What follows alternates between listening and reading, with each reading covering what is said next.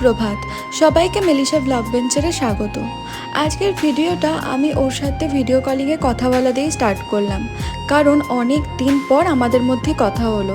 হ্যাঁ, ফোনে কথা মাঝে মধ্যে হচ্ছিল, বাট ভিডিও কলিংয়ে কথা হয়নি। তার কারণ হচ্ছে ও এখন যে জায়গায় আছে সেখানে সবসময় ফোন অ্যালাউ না, একমাত্র রুমের ভেতরেই ফোন অ্যালাউ, বাট সেটা যদি কাজ না থাকে। এখন রুমের ভেতর দেখো ও কী কাজ করছে, করতে করতে আমার সাথে কথা বলছে।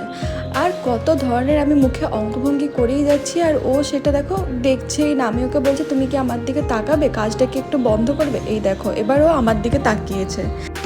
আর আমি তো সারাক্ষণ বিভিন্ন ধরনের অঙ্গভঙ্গি মুখে করতেই থাকি, ঢং দেখলে আর পারি না।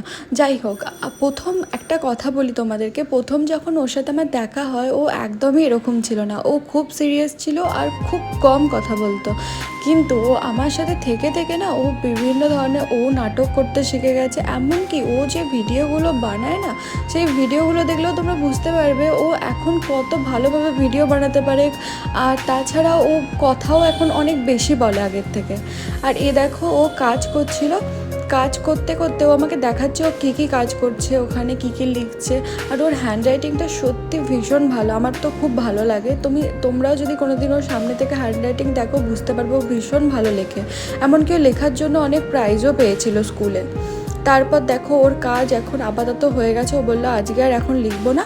এবার ও আমাকে বাইরে গিয়ে দেখাচ্ছে বাইরের আকাশটা দেখো কতটা সুন্দর লাগছে। এই দেখো এগুলো মেঘ, মনে হচ্ছে না পাহাড়ের কোল থেকে মেঘগুলো বেরোচ্ছে, সত্যি খুব সুন্দর লাগছিল।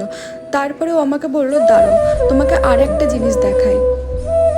আর ও বলছে তোমাকে একটা স্পেশাল জিনিস দেখাতে নিয়ে যাচ্ছি। আর আমার একটুও তর্সায় না, আমি বারবার বলছি দেখাও দেখাও কি। আর দেখো অ্যাট লাস্ট ও আমায় দেখালো, এটা ওদের রুমের একদম সামনে এই নদীটা আছে। আর এই নদীটা ফটোতে তো অতটা বোঝা যাচ্ছে না, বাট এত ভালো লাগে, পুরো ওদের ক্যাম্পটাকে ঘিরে এই নদীটা আছে। তো আমাকে সেটাই দেখাচ্ছিল, দেখো নদীটা কতটা সুন্দর। আর আমার খুব পছন্দের জায়গা হলো পাহাড়, তাই মনে মনে আমি ভাবছিলাম আমি কবে যাব। চলো আজকের মতো এই পর্যন্তই, টাটা বাই।